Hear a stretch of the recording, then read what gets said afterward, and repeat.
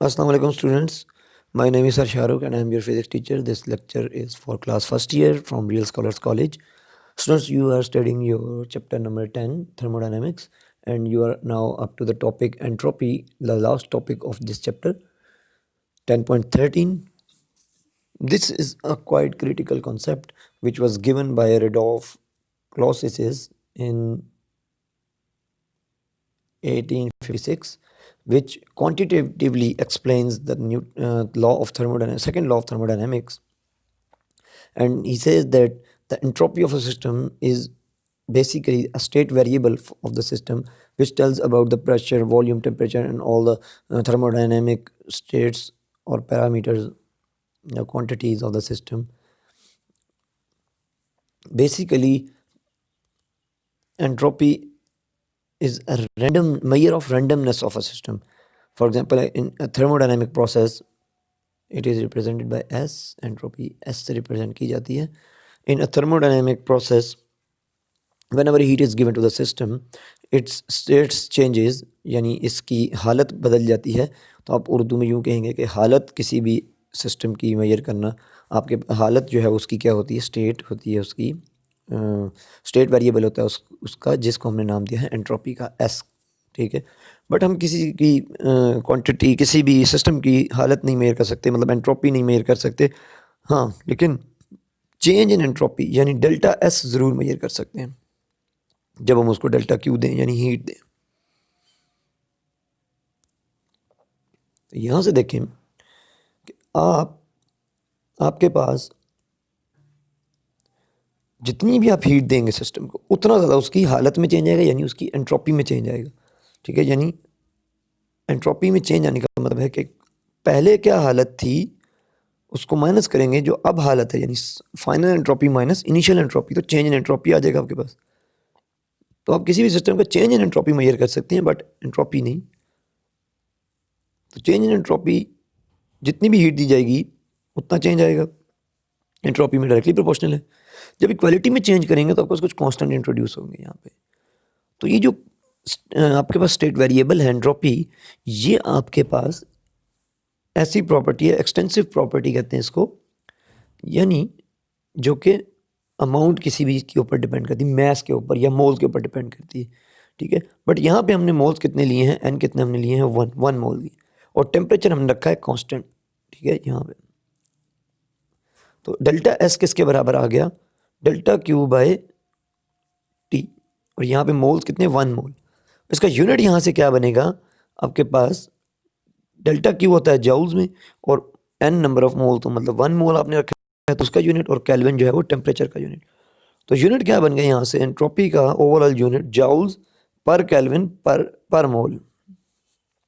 ठीक है, तो एंट्रोपी बेसिकली क्या हो गई आपके पास, इसका फिजिकल मीनिंग कुछ यूँ है कि measure of randomness of the system, यानी अगर कोई सिस्टम पहले इनिशियली किसी स्टेट में पड़ा है, उसके अंदर चीज़ें अरेंज्ड हैं, ऑर्डर्ड हैं, जब हम उसको हीट देंगे तो चीज़ें डिसऑर्डर्ड हो जाएंगी, यानी उनकी रैंडमनेस बढ़ जाएगी.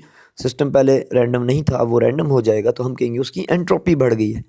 ठीक है, तो यहाँ से हम देखते हैं कुछ सिस्टम्स की टाइप्स डिफरेंट के हम एंट्रोपीज देखते हैं. सबसे पहले यहाँ पे है entropy of spontaneous and non spontaneous processes. तो सबसे पहले ये समझना है कि स्पॉन्टेनियस प्रोसेस कौन सा होता है. ऐसा प्रोसेस जो नेचुरली अकर करे, या जिसको बहुत स्मॉल सी फोर्स चाहिए हो स्टार्ट होने के लिए, उसके बाद वो होता रहे होता रहे होता रहे, रिक्वायर्स अ लिटिल फोर्स या लिटिल पुश टू स्टार्ट. तो ऐसे सिस्टम्स की एंट्रोपीज जो होती हैं वो आपके पास ग्रेटर देन जीरो यानी पॉजिटिव एंट्रोपीज होती हैं, यानी उनकी रैंडमनेस इंक्रीज ही करती है. तो नेचुरल प्रोसेसेस जितने भी हैं जो ऑटोमेटिकली अकर कर रहे हैं, स्पॉन्टेनियसली अकर कर रहे हैं, वो उन सब की एंट्रोपी क्या है, पॉजिटिव. बट जो नॉन स्पॉन्टेनियस प्रोसेस है, जो खुद जो हम फोर्स करके करवाते हैं, यानी हम इसके लिए हमें फोर्स रिक्वायर होती है, ये नेचुरली अगर नहीं कर रहा, तो नॉन स्पॉन्टेनियस प्रोसेस की एंट्रोपी जो है वो माइनस होती है. यानी अब यूं भी कह सकते हैं कि ऐसा प्रोसेस जिसको हम हीट दें उसकी एंट्रोपी पॉजिटिव होगी, और ऐसा सिस्टम जो हमें हीट दे उसकी एंट्रोपी माइनस होगी. ठीक है, ये भी कह सकते हैं यहाँ से. और नॉन स्पॉन्टेनियस प्रोसेसेस वो हैं दिन में, देखें जो स्टेट है ना, स्टेट वेरिएबल आपका एंट्रोपी जो है, ये रैंडमनेस के ऊपर बेस करें। जितनी ज़्यादा रैंडमनेस इंक्रीज़ होगी उतना ज़्यादा एंट्रोपी इंक्रीज़ हो रही है, यानी एंट्रोपी का मतलब उसकी हालत चेंज हो रही है। बट अगर हम नॉन स्पॉन्टेनियस प्रोसेस को देखें जो खुद ब खुद नहीं हो रहा बल्कि हम करें, तो हम बेसिकली चीज़ों को अरेंज कर रहे होंगे, हम अरेंज मैनर में कर रहे होंगे, ठीक है। जब भी कोई प्रोसेस स्पॉन्टेनियसली होता है, खुद ब खुद होता है, वो रैंडम डायरेक्शन में जाता है, उसकी कोई हालत नहीं होती, उसमें कोई सलीका नहीं होता, ठीक है, तो उसकी एंट्रोपी बढ़ती है। लेकिन जब हम कोई काम करते हैं forced process, non spontaneous process, तो हम उसको तरीके सलीके से करते हैं, उसमें हम ऑर्डर जो है वो मेंटेन रखते हैं, तो उनकी रैंडमनेस क्या होती है, कम होती है, डिक्रीज़ होती है जैसे जैसे प्रोसेस होता जाता है और हम डिक्रीज़ कर रहे हैं बेसिकली। तो उनकी एंट्रोपीज़ क्या आती हैं, नॉन स्पॉन्टेनियस की नेगेटिव एंट्रोपीज़, ठीक है। अच्छा, इसके बाद बात करेंगे entropy of irreversible and reversible processes. तो इरिवर्सिबल प्रोसेसेस कौन से हैं आपके पास, जो खुद ब खुद ही हो रहे हैं बेसिक। यानी अगर देखो कोई प्रोसेस है फॉरवर्ड डायरेक्शन में हो रहा है तो वो तो खुद ब खुद होगा, लेकिन कुछ ऐसे प्रोसेसेस भी हैं जो रिवर्सिबल हैं और वो भी खुद ब खुद हो रहे हैं। बट हमारे पास मोस्टली जो रिवर्सिबल प्रोसेस होते हैं वो हम फोर्स्ड प्रोसेसेस होते हैं हमारे पास, वो हम खुद रिवर्स बनाते हैं, उनको रिवर्स करवाते हैं, ठीक है। बट जो रिवर्सिबल नहीं है, जो इरिवर्सिबल हैं, उनकी एंट्रोपीज़ क्या होंगी, पॉजिटिव होंगी, क्योंकि वो जब खुद ब खुद फॉरवर्ड डायरेक्शन में होते जा रहे हैं तो डिसऑर्डर बढ़ता जा रहा है, डिसऑर्डरनेस, रैंडमनेस बढ़ती जा रही है, तो एंट्रोपीज़ भी बढ़ती जाएंगी। बट कोई रिवर्सिबल अगर प्रोसेस है तो उसकी एंट्रोपी क्या होगी, ज़ीरो। जी, entropy of reversible process is zero. कैसे? अगर आपके पास रिवर्सिबल प्रोसेस कोई है तो आप यहाँ पे देखें कि अगर वो फॉरवर्ड डायरेक्शन में जब जा रहा है ए से बी स्टेट में अपनी, स्पॉन्टेनियसली खुद ब खुद हो रहा है, तो उसकी एंट्रोपी बढ़ रही है। अब चूंकि वो इस स्टेट से इस स्टेट में गया और एंट्रोपी होती ही स्टेट वेरिएबल है, तो इस स्टेट से इस स्टेट तक जाने में जो चेंज आएगा, ठीक है, वो उतनी एंट्रोपी इंक्रीज़ होगी। बट जब वापस बी से दोबारा उसी पहली वाली स्टेट में आ रहा है तो उतना ही डिक्रीज़ होगा एंट्रोपी में, यानी जितना डिसऑर्डरनेस बढ़ी थी उतनी ही ऑर्डरनेस बढ़ गई, तो रैंडमनेस डिक्रीज़ उतनी ही होगी, क्योंकि स्टेट ए से गया था बी में और बी से वापस ए में ही आया है, तो एंट्रोपी डिक्रीज़ हो जाएगी, उतनी ही डिक्रीज़ हो जाएगी जितनी इंक्रीज़ हुई थी। तो ओवरऑल एंट्रोपी क्या होगी, नेट एंट्रोपी, टोटल एंट्रोपी क्या होगी, ज़ीरो, ठीक है। तो रिवर्स की एंट्रोपी ज़ीरो होती है। अच्छा, इसके बाद आप एंट्रोपी की बात करें isolated system, non isolated system की, entropies of isolated and non isolated processes.